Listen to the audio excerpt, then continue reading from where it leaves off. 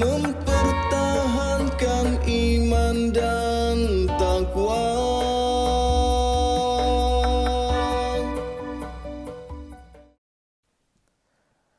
A'udzu billahi minasy syaithanir rajim.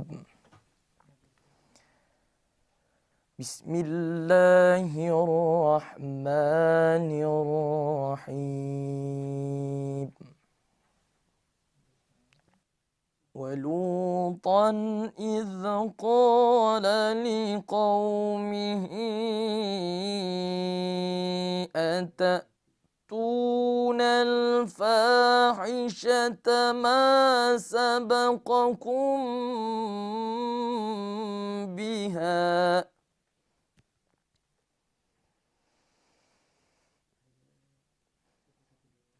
أتأتون الفاحشة ما سبقكم بها من أحد من العالمين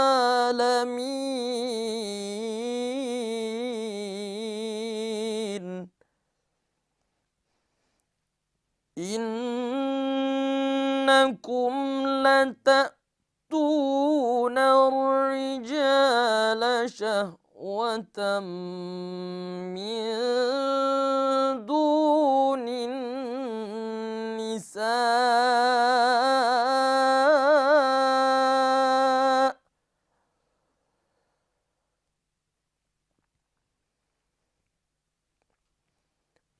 بل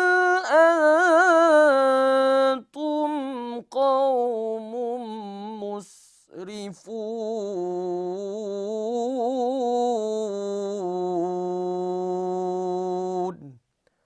صدق الله العظيم.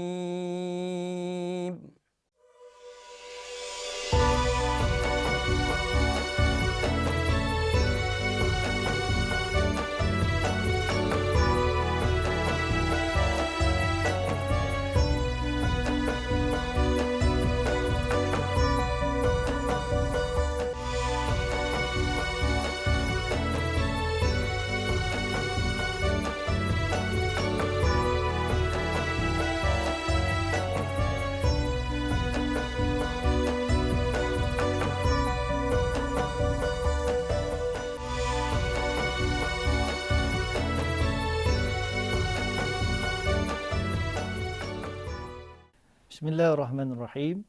Assalamualaikum warahmatullahi taala wabarakatuh. Alhamdulillahirabbil alamin wassalatu wassalamu ala asyrafil anbiya wal mursalin sayyidina Muhammadin wa ala alihi wa sahbihi ajma'in. Rabbi shrah li sadri wa yassir li amri wahlul 'uqdatam min lisani yafqahu qawli. Alhamdulillah, kita ni berjumpa lagi pada kesempatan kali ini dalam kisah sirah Nabi dan Rasul. Jadinya saya ingin menyambung tentang kisah Nabi Lut pada kalian ni. Kan pada awalnya Nabi Lut ni ia satu tempat di Mesir sama Nabi Ibrahim alaihissalam membuat bisnes. Kan beliau baginda merupakan anak buah kepada Nabi Ibrahim alaihissalam. Jadinya Nabi Lut ni ia membawa separuh daripada kekayaannya yang dikongsikannya dengan Nabi Ibrahim alaihissalam. Ia membawa keluar dan berhijrah ke negeri Sodom. Negeri Sodom. Jadinya di negeri itu Allah Ta'ala memerintahkan Nabi Lut alaihissalam untuk berdakwah kepada penduduk-penduduk negeri ini.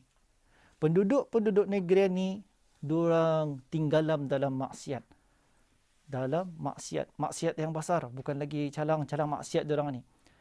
Maksiat diorang yang paling hebat adalah diorang suka kepada kaum sejenis. Maksudnya suka kaum sejenis ni, laki-laki suka laki-laki, bini-bini suka bini-bini. Ganjil bunyinya kan? Ganjil bunyinya. Tapi itu yang terjadi kepada kaum ini. Kota Sodom ini terletak di sempadan Jordan dan Palestin. Sempadan Jordan dan Palestin sekarang dikenali dengan Laut Mati ataupun orang putih panggil The Dead Sea. Asalnya Laut Mati ini adalah daratan. Laut Mati adalah daratan. Macam mana boleh menjadi lautan? Anitah yang akan saya ceritakan. Kenapa ia menjadi lautan?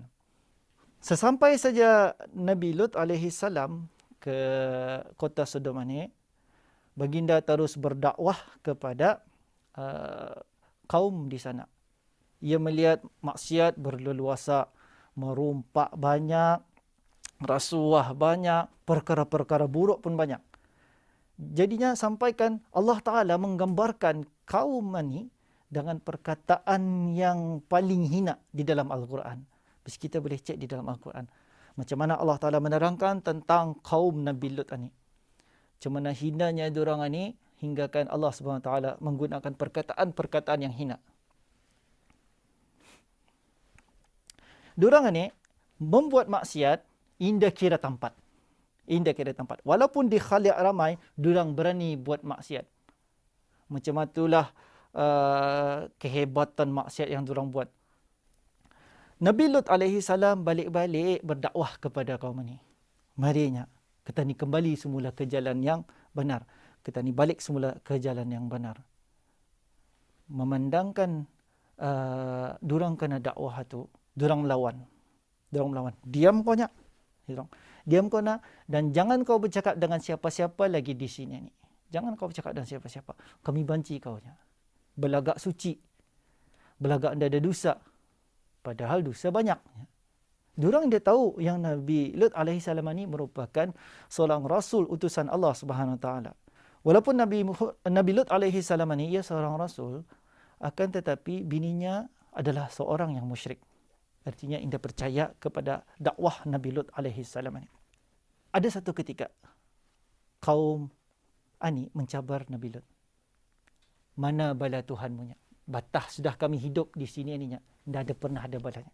Mana bala? Datangkannya. Datangkan. Diorang cabar Allah Ta'ala. Jadinya Nabi Lut pun berdoa pada Allah Ta'ala, memberitahu, mengadu kepada Allah Ta'ala akan kaum Sodom ini. Jadinya Allah Ta'ala turunkan bala berupa 3 orang malaikat.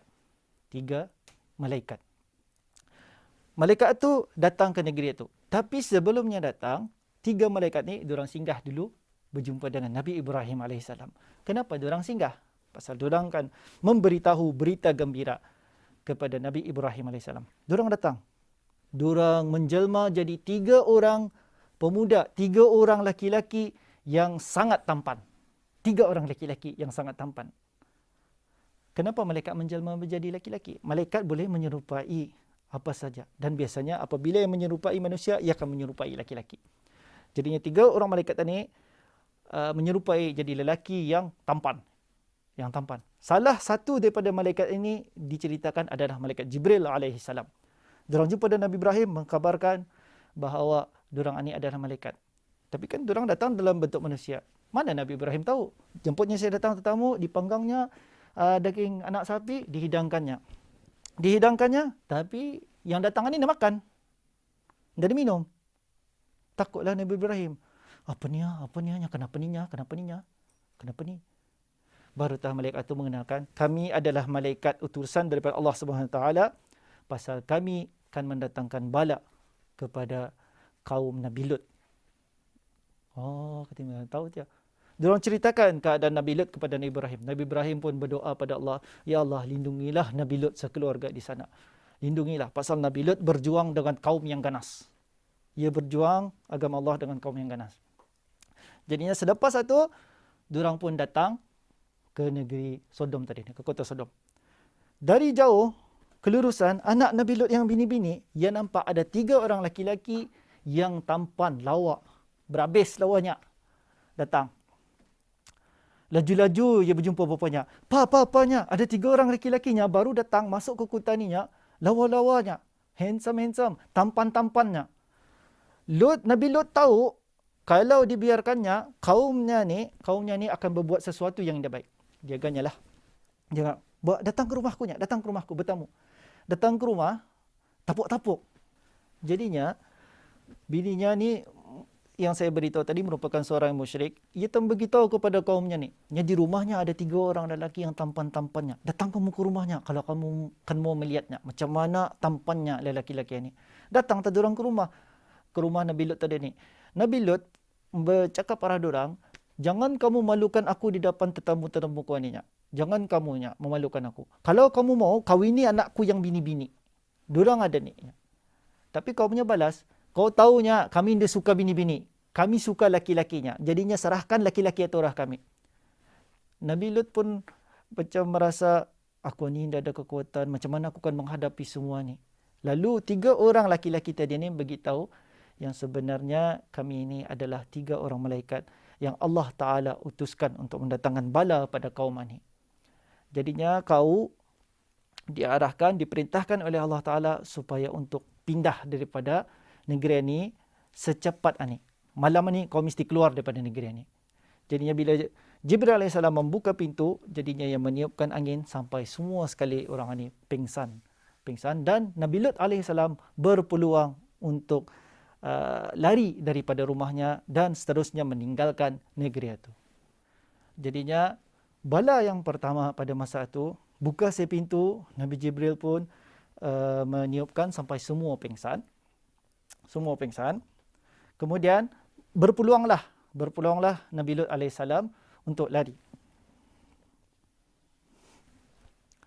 Apa terjadi selepas itu? Esok paginya datang satu bunyi yang kuat dipanggil Asyaiha. Kuatnya bunyi itu datang, dia tahu dari mana, bergagar bumi Sodom pada masa itu. Yang kedua, selepas itu Jibril pun menjelma dalam bentuknya yang asal. Diceritakan Jibril ni ia mempunyai sebanyak 600 sayap. 300 sebelah kanan, 300 sebelah kiri. 300 sebelah kanan ni menggambarkan syurga serta isinya. 300 sebelah kiri ni ia menggambarkan neraka serta isinya. Diceritakan juga Nabi Jibril alaihissalam bilanya membuka sayapnya ni, satu saya dibukanya, tertutup bumi ni dari timur sampai ke barat. Sayapnya satu tutup. Kalau dia buka semua sekali, macam mana besarnya? Jadinya Jibril menjelma dalam bentuknya yang asal. Dia angkatnya bumi itu, kemudian diterbalikkannya, diampaskannya semula menjadi lautan. Tempat yang asalnya daratan menjadi lautan. Dan yang ketiga, Allah menurunkan batu-batu berapi. Setiap batu itu ada nama penduduk musyrik itu. Semua kena.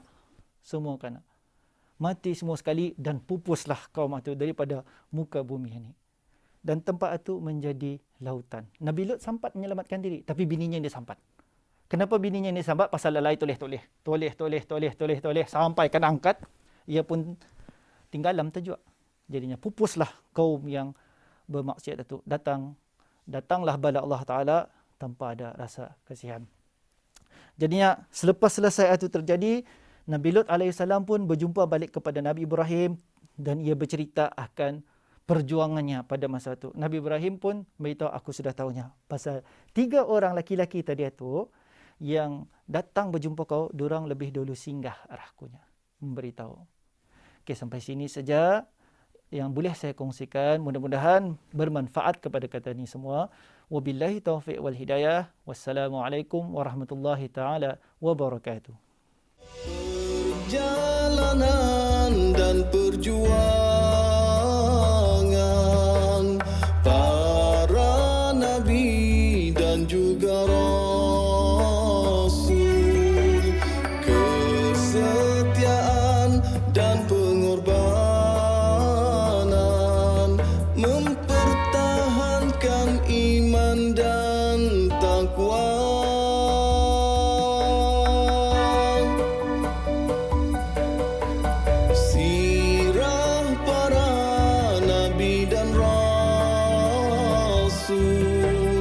Disebut dalam kitab